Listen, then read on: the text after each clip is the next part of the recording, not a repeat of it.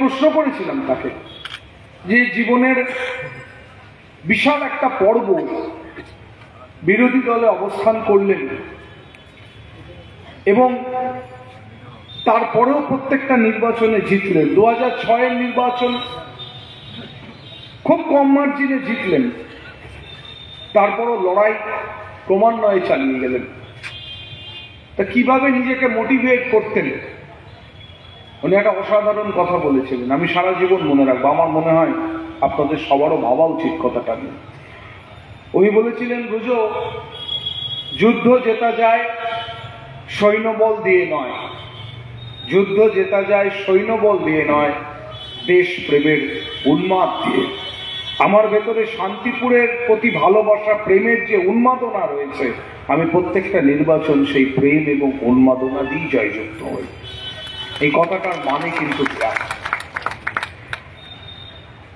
অনেক সময় উনি বলতেন যে আর রাজনীতি ভালো লাগে না। বয়সের পার্থক্য তো অনেক ছিল, তাই আর কি সম্পর্ক তার সাথে আমার কোনোদিনই ছিল না।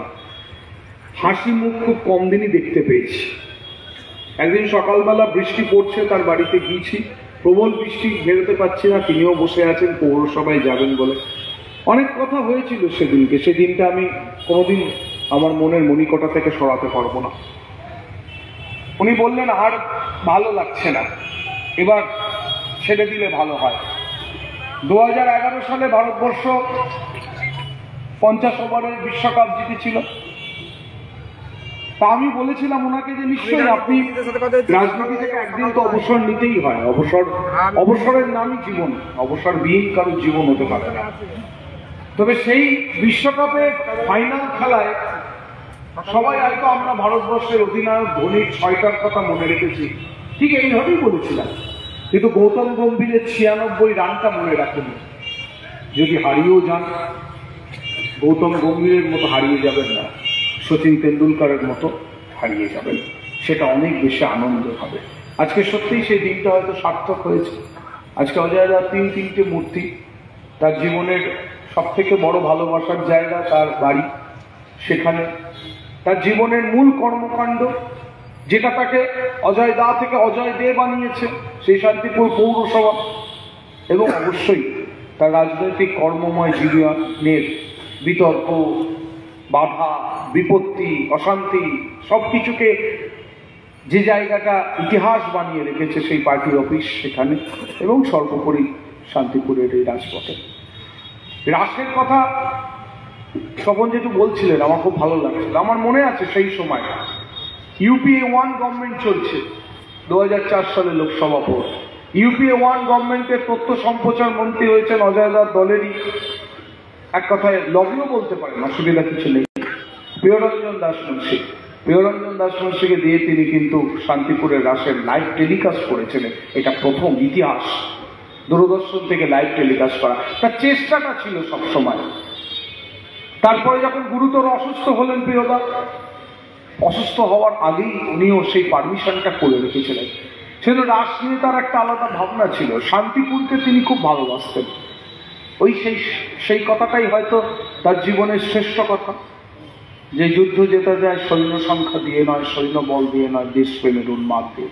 আমি বিশ্বাস করি শান্তিপুরে যতগুলো নির্বাচন হবে আগামী দিনে, প্রজন্মের পর প্রজন্ম অজয়দের নামকে মনে রাখবেন, কারণ অজয় দে এবং শান্তিপুর সমার্থক হয়ে আছে। আমরা যারা তথাকথিত MLA হয়েছি, চেয়ারম্যান হয়েছি, কাউন্সিলর হয়েছি, খুব কম মানুষই আছে যারা অহংবোধ থেকে বেরিয়ে আসতে পারে। তার সম্বন্ধে চেয়ারম্যান বলছিলেন একটা কথা, সেই সুবাদেই বলি। অনেকেই বলতেন যে অজয়দার হয়তো ভেতরে একটা অহংবোধ আছে। তা আমার কাছে একটা ঘটনা জানার পরে হয়তো অনেক খুব কম মানুষই আছেন যেটা তারা জানবেন। পশ্চিমবঙ্গ বিধানসভা একটা জায়গা আছে যেখানে সমস্ত বিধায়করা চা খেতে যায়। এবার বহু বিধায়কের বহু রকম ইচ্ছে, এ কথাটা আমি অনেক জায়গায় বলেছি। লিকার চা চিনি ছাড়া, আবার লিকার চিনি দিয়ে, আবার দুধ চা চিনি ছাড়া, চিনি দিয়ে দুধ চা, বহু রকম। 5 ফরমাস একজন মহিলা ছিলেন, মারা গেছেন রিসেন্টলি, তিনি করতেন।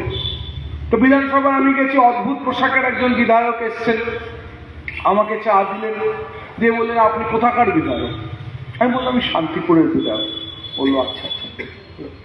অজয়দা আমাকে রাজ দেখিয়েছিলেন। আমার খুব স্ট্রাইক করলো এই কথাটা, আমি সঙ্গে সঙ্গে একটু গভীরে যাওয়ার চেষ্টা করলাম।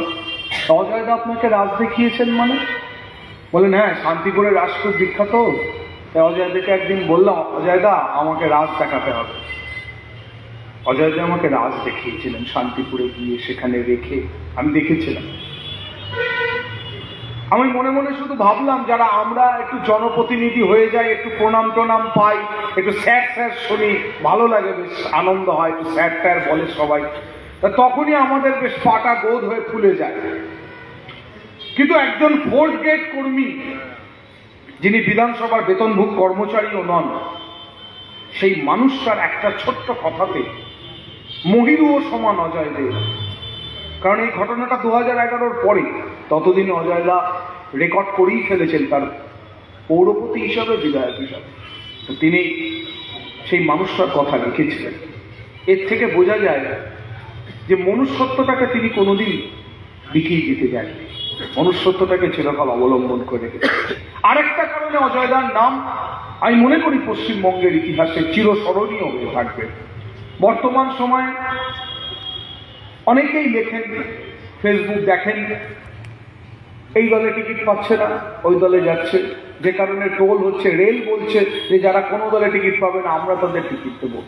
2013 সাল অজয়দার দল পরিবর্তন, আমি সাক্ষী। এই কথাটা জোর গলায় বললাম, আমি সাক্ষী ছিলাম সেই ইতিহাসের। বাণী রায় এখনো বেঁচে আছেন। আমি যে দলটা করি সেই দলের এই জেলার মেন্টর, তিনি কিন্তু বলেছিলেন, অজয় তুমি দল পরিবর্তন করছো কেন?